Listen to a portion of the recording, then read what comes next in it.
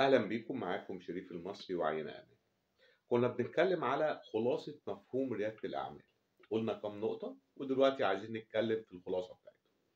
ريادة الأعمال هي النشاط الذي ينصب على إنشاء مشروع عمل جديد ويقدم فاعلية اقتصادية مضافة مع توفير فرص عمل، مع إدارة الموارد بكفاءة مميزة لتقديم شيء جديد وابتكار نشاط اقتصادي أو إداري جديد، مع استغلال الفرص والإمكانيات المتاحة من أجل تحقيق الربح. إيه اللي أنا عايز أستغله؟ عايز أستغل خبرات. ما أنا عندي 3-4 طرق عشان يكون معايا ناس بتشتغل. إما إن يكونوا شغالين بمرتب، من حقهم إن هم يدوني شغل وياخدوا مقابل مرتب. طب أنا قادر على ده؟ ماشي، مع طبعا اختيار الكفاءات و طيب أنا لو قادر على ده ماشي، مش قادر على ده، يبقى انا عندي حلين تانيين. ان انا يبقى في حد شريك معايا بالارباح. النشاط دوت او الخدمه اللي انت هتقدمها دي هتاخد مقابلها كذا في المية من الارباح. تمام. او يكون شريك معايا بنسبه في المشروع كله، هو شريك دائم نشاطه وانا دايما محتاجه. ما هو مش معنى ان انا بعمل مشروع رياده الاعمال انا هعمل فيه كل حاجه، ما ينفعش.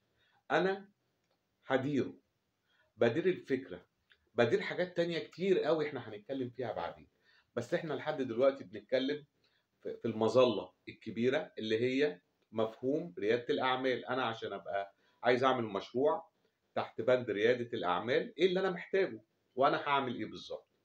اتكلمنا على حاجات كتير مهمة، لكن حطينا خطوط تحت كام حاجة معينة: مخاطرة محسوبة، إبداع، ابتكار، وفرنا فرص عمل، قدمنا قيمة مضافة وحلينا مشكلة للعميل، وكمان بنستغل الإمكانيات المتاحة والفرص المتاحة بأحسن طريقة للاستغلال.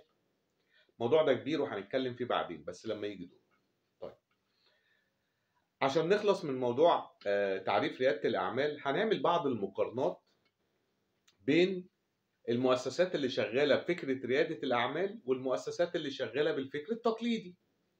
احنا ما بنطلعش حد عنده عيب ومش معترضين على النشاط ده او على النشاط ده، لكن احنا بنقول فوارق. طيب، في فوارق بينهم كتير. مثلا في الاستراتيجيه بتاعته، التقليدي بيهدف الى الربح وده عادي وحقه، بس هو بيبقى هادف للربح وعايز يحافظ على حصته في السوق، عايز يحافظ على نسبه مبيعاته. هو عنده السوق اللي هو النشاط بتاعه فيه، يعني في مثلا 1000 عميل، هو حصته منهم 300 عميل، 30%، مش عايز الحصه دي تقل، هو عايزها تزيد وبيهدف للربح، مفيش مشكله. طيب الريادي هو طبعا بيهدف للربح، مفيش مشكله، لكن كمان بيبحث عن مشاريع جديده لتحقيق رغبات العميل. يعني ايه؟ يعني بيحسن في الفكره، بيطور في الفكره. هو الموضوع ان احنا دايما متابعين التكنولوجيا بتتغير، بتتقدم وبتسحبنا وراها، واحنا ماشيين وراها بنتقدم. حسب ذوق العميل اتغير، احنا كمان بنطور، لكن مش بنغير المشروع. في امثله على التطوير ده. بعض الشركات، بما اننا خدناه مثال، اللي لهم ابلكيشن بتطلبهم عشان يجوا يوصلوك لمكان وكده، طوروا في ده ان قسموا انواع العربيات نوعين او 3: واحده بتكييف، واحده احتمال يكون فيها واحتمال ما يكونش فيها تكييف، بس التكييف لما تركبها لازم الراجل يشغل التكييف. بدأ يعمل ميكروباصات كده شويه مجمعه عشان بتسافر من محافظه لمحافظه بسعر مناسب. مميزاتها ان انت بتركبه من اقرب نقطه تجمع ليك، بتحجزه، بتعرف ميعاده، حاجات كتير، فهو بيطور. طيب، تعال الناحيه الثانيه، البند الثاني. اول حاجه اتكلمنا في الاستراتيجيه. البند الثاني في الفرق بين المشروع التقليدي والمشروع الريادي. في التغيير، التقليدي بينظر للتغيير ده على انه تهديد. ده تهديد، اغير انا كده بعرض نفسي لتهديد فهتجنبه. طيب الريادي اللي هو بفكر ريادة الاعمال، بينظر التغيير على انه فرصة جديدة.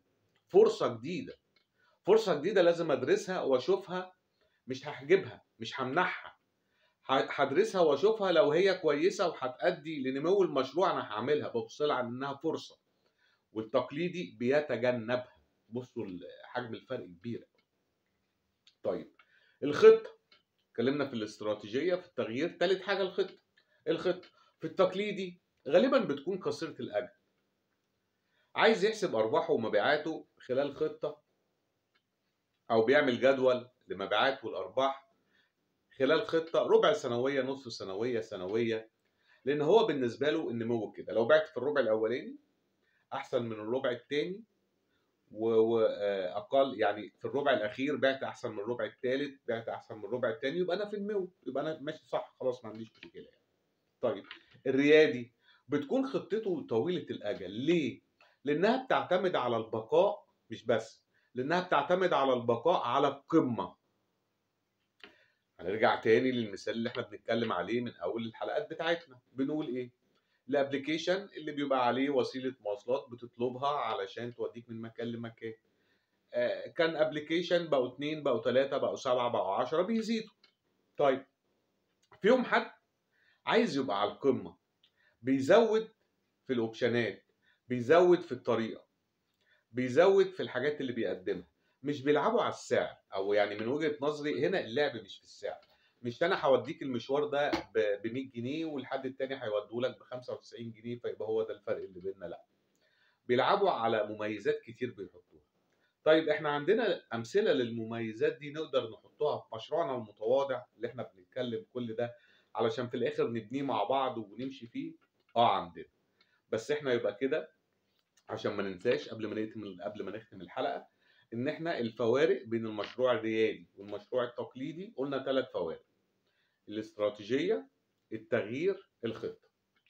عشان ما اطولش عليكم هنختم الحلقه دي وهنكمل مع بعض في الحلقه اللي جايه بقيه الفوارق اللي بين المشروع التقليدي والمشروع الريادي. شرفتونا وان شاء الله نكون استفدنا كلنا.